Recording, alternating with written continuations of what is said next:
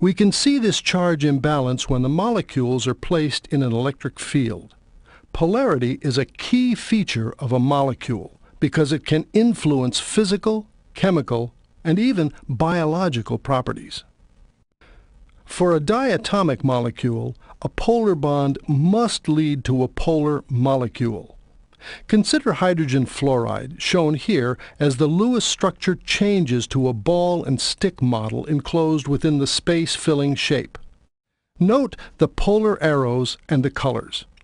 If red indicates high electron density and blue indicates low, you can see that the F end of the molecule is much more negative than the H end, and thus HF is highly polar.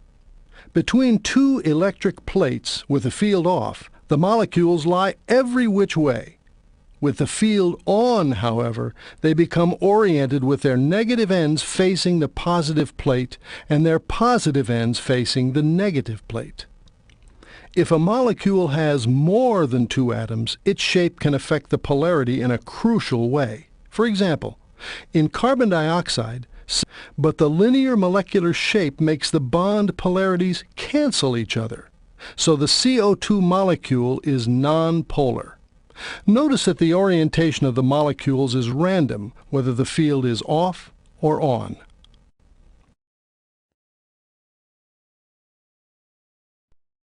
The situation is very different for water. As in CO2, but the V shape of the molecule allows the bond polarities to reinforce each other, so water is highly polar, as the large polar arrow shows. With the field off, the molecules are oriented randomly, but with it on, their poles become oriented toward the oppositely charged plates.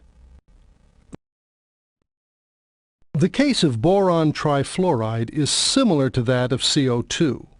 Because the three highly polar bonds point to the corners of an equilateral triangle, the bond polarities cancel each other, and BF3 is nonpolar. The molecules are oriented randomly with the field off or on.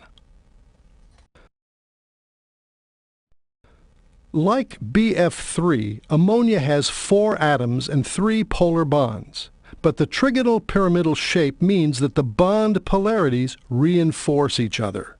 Thus, ammonia is highly polar for the same reason that water is. Sometimes two molecules have similar overall shapes, but their slightly different compositions lead to very different polarities.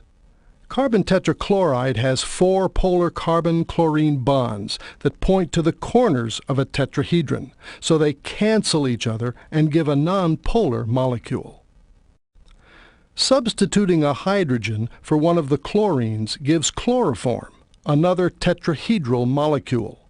But now the polar bonds reinforce each other.